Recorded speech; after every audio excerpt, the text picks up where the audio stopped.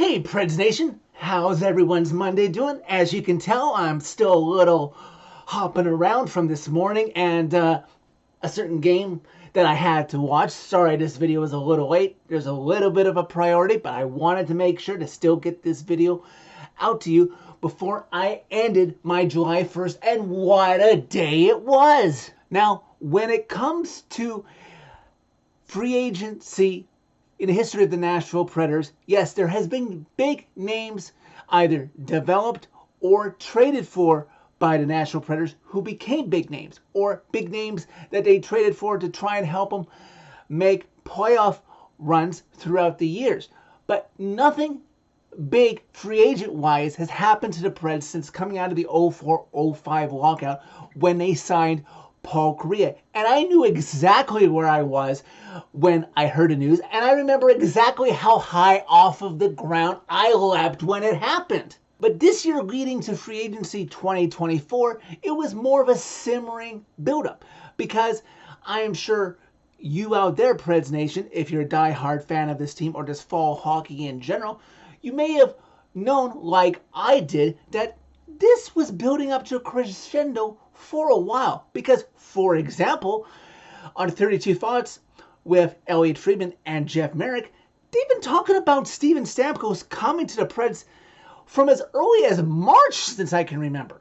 Then, I know many of you, including me, thought this idea was off the table when the Preds traded McDonough back to Tampa after the season ended, thinking, oh, look, Tampa Bay's getting the band back together. I guess the Preds are going to have to go down another avenue with free agency and whatever they'll do in the offseason to build up this team. But then that dream was rekindled this last Sunday as there was rumors about where Jake Guentzel was going to sign. Carolina had offered him a pretty good deal.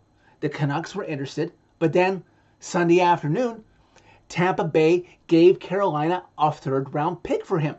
And you're not going to hand out a third-round pick. That's still a pretty good pick for a name like Jake Guentzel, unless you know that you are going to sign him. Yes, I know you're not supposed to tamper, and you can get a big fine for that, but you just gotta do it quietly. So you don't just magically find out right when free agency starts on July 1st that, oh, look, this guy wants to sign with us. No, you do a little back channel, a little whisper, a little quiet behind the scenes, and then that's why you do something like Tampa did, which was trade for Jake Guentzel's rights, give the other team a reasonable pick. So when that happened, I'm like, oh, maybe this Steven Stamkos thing is back on. And there was talk Sunday night about it. And then Monday morning, there was talk of, yes, Steven Stamkos is getting offers. He's getting offers from Detroit. He's getting offers from New Jersey. He's getting offers from Vegas. Yes, of course. And he's getting offers again from Nashville. And you know who the first notable name who put it out there that he was going to sign? It wasn't Elliotte Friedman. It wasn't Pierre LeBrun. It wasn't Chris Johnson. And it wasn't Frank Saravelli, the man who deserves credit for getting this right. He has a blue check mark. He's not a hockey insider, but he is somebody in the know who should get credit for getting it right and saying it was a 4-year deal. He just didn't know the term. Mike Commodore? Props, Mike. Props. Who could blame Stamkos for signing with Nashville for what Nashville offered him compared to what Tampa was trying to offer to keep him? They gave him an 8-year deal. Yeah, that's great. You know how much total over the 8 years that they were offering him? $24 million. That's $3 million a season. That's your captain. After the season he just had, that's all you want to give him?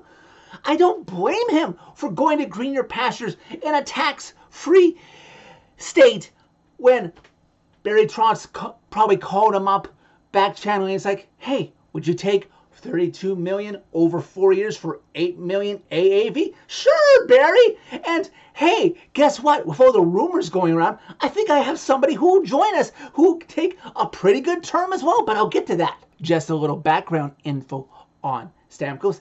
Like I said, he's the captain, outgoing captain of the Tampa Bay Lightning. He was originally drafted by that team first overall in 2008. Stamkos has played in over 1,100 career games, scored a career high 60 goals in a 2011-2012 season, has scored 116 goals over the last 3 seasons, including 40 seasons last year, and that was while he is in his early 30s. If you can get 3 good productive seasons out of the 4 on this contract, the Preds did pretty well for themselves. As for another big name that the Preds would ultimately sign, there was word leading up in the months after the season had ended that Chandler Stevenson wanted to come and play for the Preds for Barry Trotz, who grew into the player that he is now while Barry Trotz was coaching the Washington Capitals and Stevenson was in their system and had played pretty well with Vegas, and he would be a good fit with the Preds. But Preds Nation, it gets better, and I mean that in a good way.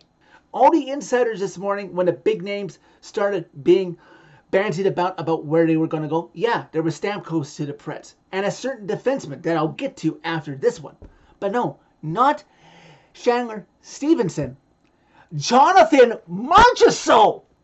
Cue spit take of my orange juice this morning when I heard that news. Oh yeah, Chef Barry, he's cooking now. The Conn Smythe Trophy winner from the 2023 Vegas Golden Knights signed with the Preds for 5 years for an annual AAV of $5.5 million. The man played in all 82 games last year for Vegas, has scored at least 25 goals in 5 of the last 7 seasons, and scored a career high 42 goals last year for Vegas. Most importantly, that's 3 Stanley Cup rings between 2 players that the Preds added to their roster today. Combine that with the Stanley Cup ring that Ryan O'Reilly has. I like the Stanley Cup pedigree the Preds have on this roster now. Oh, but Barry Trotz wasn't content there. He wanted to improve the Preds blue line as well. So we looked at his options, called up Brady Shea's agent and said, hey, how about I give your client $7 million over the next 7 seasons? And Brady obliged happily. Brady Shea was originally drafted by the New York Rangers 28th overall in 2012, has played in just over 600 games combined with the Rangers and the Carolina Hurricanes. He has nearly 200 assists and almost 250 points in his career. He'll be a real asset on the Preds blue line, and some have speculated that he could be paired up with Luke Schenn to strengthen that defensive pairing. In addition to those big 3, Barry Trotz and the Nashville Predators confirmed what was reported late Sunday, that Alexander Carrier is not going anywhere. He was extended for 3 seasons at $3.75 million a season. I'm happy that the term was under 4. Probably giving him that 3rd year kept it under 4, but that was a good signing as well, keeping Carrier in the fold. Also, finally, the worst kept secret of the entire weekend, which broke on Friday, that the Preds extended, starting at the end of this season, UC Saros for 8 seasons at an AAV of 7.74 for a total contract of $61.92 million. And you would probably think I am done there, but au contraire, mon frère. The Preds signed who you would think, but as it turns out, would battle for the backup role, according to Barry Trotz. They signed away Scott Wedgwood from the Dallas Stars for $1.5 million over 2 seasons for a total contract of $3 million. Barry Trotz said out of camp he will be competing with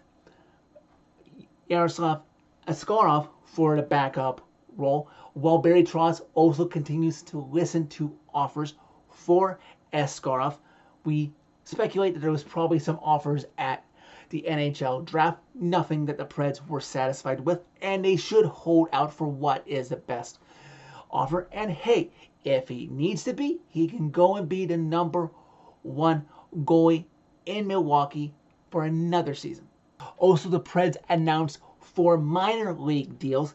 They signed Vinny Hinostroza, Jake Lucchini, and Nick Blackenberg, as well as Matt Murray. No, that Matt Murray who defeated us in the 2017 Stanley Cup Final. Another one who played in Dallas in a minor role the last couple of seasons. All 4 of those guys are expected to start the season in Milwaukee.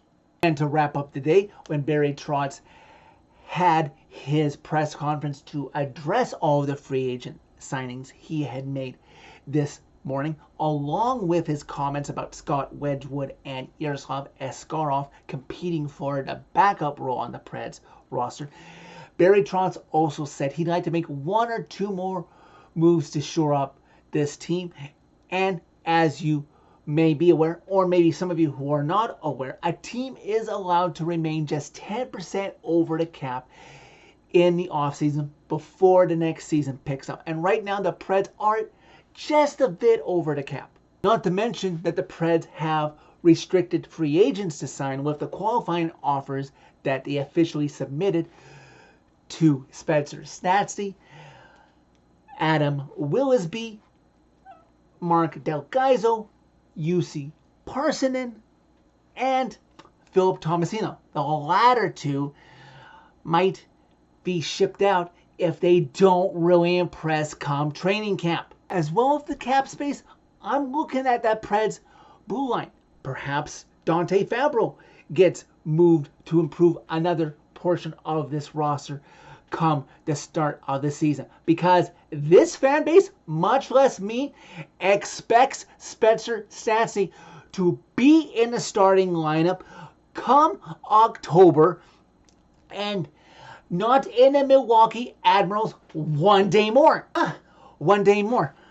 I better wrap this up now before I channel any more of Les Miserables. So that is it for this video. Thank you very much for watching. As always, click like if you like this video. Click subscribe if you really liked it and don't want to miss any news that instantly happens with the Preds.